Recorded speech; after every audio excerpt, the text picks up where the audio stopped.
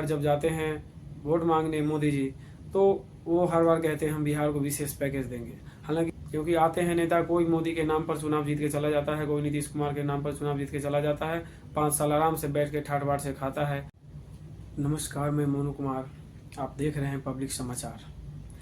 आज मैं कुछ बहुत महत्वपूर्ण मुद्दों पर बात करने वाला हूं, क्योंकि जो केंद्र सरकार ने बजट पेश किया है संसद में और हमारे वित्त मंत्री निर्मला सीतारमण जी, उस बजट को पेश करने के बाद घमासान छिड़ा हुआ है। जो विपक्ष के नेता हैं और जो अलग अलग स्टेट से जो नेता बिलोंग करते हैं, वो हर कोई आवाज़ ये उठा रहे हैं कि यह बजट पता ही नहीं चल रहा है कि भारत सरकार का है या बिहार सरकार का, क्योंकि इस बजट में बिहार का विशेष ध्यान रखा गया है। अब मेरा कहना यह है कि नरेंद्र मोदी जी 10 वर्ष से प्रधानमंत्री हैं और इन 10 वर्षों के दरमियान बिहार को कितना विशेष ध्यान दिया है ये हर कोई जानता है। इस 10 साल में मोदी जी ने एक भी विशेष बैठक नहीं किया कि बिहार का विकास, बिहार का डेवलपमेंट कैसे होगा, बिहार में जो पलायन है वो पलायन को बिहार में ही रोजगार देने का काम कैसे किया जाए, बिहार के पलायन को कैसे रोका जाए, इस पर नरेंद्र मोदी जी ने एक भी काम या एक भी मीटिंग कभी नहीं किया। लेकिन इन 10 वर्षों के बाद अगर एक बार इस बजट में कुछ बिहार को विशेष ध्यान रखते हुए इस बजट को पेश किया गया है बिहार के समर्पित में, तो बहुत सारे नेताओं को पेट में दर्द होने लगा है, क्यों ये बिहार का बजट है। 2014 में बिहार के लोगों ने एनडीए गठबंधन को लगभग 22 से 25 सीटें जिताकर दिया, 2019 में 39 सीटें जिताकर दिया और फिर 2024 में लोकसभा की सीटें लगभग वही 22 से 25 सीटें एनडीए को दिया। लेकिन उन पर ध्यान है सिर्फ सीट जीतने के लिए, क्योंकि लोकसभा की सीट हमारे एमपी संसद में पहुंच जाए, बिहार जाए, चाहे जो भी हो, बिहार के लिए कोई ध्यान ना हो। और अगर ध्यान इस बार दिया गया है तो लोग हाय तौबा मचा रहे हैं। अरे भाई, बिहार की गरीबी तो देखो, बिहार के लोग दर दर भटक रहे हैं मजदूरी के लिए।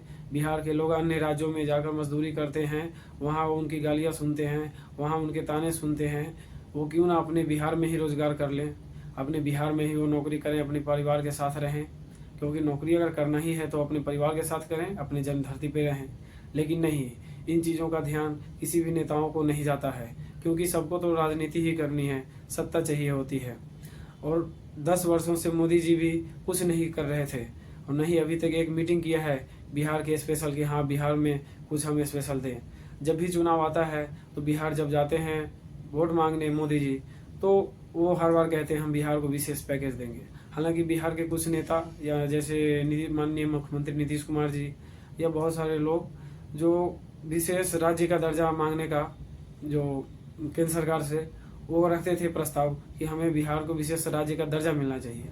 हालांकि हमेशा से जब से 2014 से नरेंद्र मोदी की सरकार बनी है, तब से उन्होंने बोला कि हम बिहार को विशेष पैकेज देंगे, तो विशेष पैकेज 10 साल से अभी तक एक बार भी नहीं मिला। इस बार मिलने की कोशिश हुई भी तो विपक्ष के नेताओं ने हल्ला बोल शुरू कर दिया कि यह बिहार का बजट है। आप बिहार में कितने एयरपोर्ट हैं आप देख सकते हैं कि एक पटना एयरपोर्ट है, उसका भी रनवे इतना छोटा है कि जब प्लेन उड़ान भरती है तो कभी पक्षी से टकरा जाती है, कभी इमरजेंसी लैंडिंग करना पड़ता है। बिहार के किसानों का क्या हाल है, बिहार में जो नदियां हैं, उत्तर बिहार पूरा डूब जाती है बाढ़ में और दक्षिण बिहार सुखाड़ पड़ जाता है। नदियों से नदियों लिंक करने का जो प्रोजेक्ट था वो अभी तक कोई काम नहीं है उस पर। बिहार सरकार जो काम करना चाहिए उनको, वो अपनी सरकार बचाने पर ध्यान दे रहे हैं सिर्फ, क्योंकि कभी बीजेपी के साथ सरकार तो कभी आरजेडी के साथ सरकार। नीतीश कुमार मुख्यमंत्री जी हैं, लगभग 20 साल से मुख्यमंत्री हैं।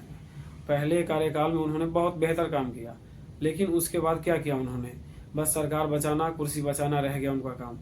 और बजट तो अभी सिर्फ अनाउंसमेंट हुआ है कि बिहार के लिए जो मखाना की खेती है, मखाना के किसान हैं उनके लिए, मुजफ्फरपुर का लीची है प्रसिद्ध है उनके लिए, या जो उद्योग धंधे हैं उनके लिए जो भी बजट पेश किया गया है, वह बजट तो भी अनाउंसमेंट हुआ है, वह केंद्र सरकार से निकलेगा, वह बजट का साइन होगा, कब लागू होगा, कितने नेता उसमें खाएंगे, कितने अधिकारी खाएंगे, कितने इंजीनियर खाएंगे, और जनता तक पहुंचते पहुंचते कितना ही पहुंच जाएगा।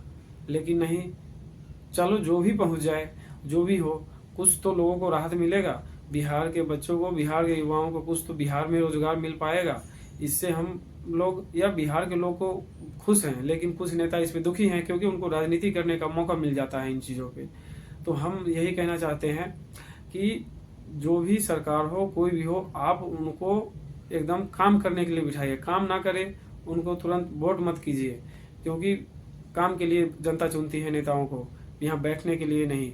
क्योंकि आते हैं नेता, कोई मोदी के नाम पर चुनाव जीत के चला जाता है, कोई नीतीश कुमार के नाम पर चुनाव जीत के चला जाता है, 5 साल आराम से बैठ के ठाट बाट से खाता है, और उसके बाद फिर 5 साल बाद वोट मांगने चले आता है। तो इसीलिए हम कहते हैं कि इस बार का जो भी बजट मिला है बिहार को, वह स्वीकार्य है बिहार के लोगों को। और यह बजट कितना धरातल पे उतर पाता है, जो भी इन बजट में जो अनाउंसमेंट किया गया है, जो भी वो कितना जनता के पास पहुंच पाएगा, कितना % जनता के पास पहुंच पाएगा, यह देखने की बात है। अब मैं इस वीडियो को समाप्त करता हूं। अगर अगला वीडियो कोई करना है या अगला कोई खबर आपको देखना है तो आप कमेंट कर जरूर बताएं कि मैं किन मुद्दों पर वीडियो करूं, किन मुद्दों को उठाऊं, और बिहार के मुद्दों को, क्योंकि बिहार में अभी 6 या 7 महीने बाद विधानसभा चुनाव भी होने वाले हैं। तो आप लोग कमेंट करके जरूर बताएं कि बिहार के मुद्दों को हम कौन सी मुद्दे उठाएं, कौन सी मुद्दों को उठाने की जो है जरूरी। हालांकि बहुत सारे मुद्दे हैं, बेरोजगारी है, शिक्षा है, बीमारी है, बाढ़ है, बहुत सारे मुद्दे हैं। लेकिन अगली वीडियो हम किन पर करें वो बताएं। अब बजट के लिए यह पहला वीडियो है मेरा, और अगला फिर वीडियो ये आएगा कि बजट में क्या क्या मिला बिहार को, कौन सी इंडस्ट्री मिली, किन सी चीज़ों की ज़्यादा बढ़ावा मिला, उन सब चीज़ों की डिटेल वीडियो हम बनाकर लेके आएंगे। तो आप लोग कमेंट कर जरूर बताएं, वीडियो को लाइक करें, शेयर करें, और चैनल को सब्सक्राइब जरूर कर लें। मैं मोनू कुमार, आप देख रहे हैं पब्लिक समाचार। धन्यवाद।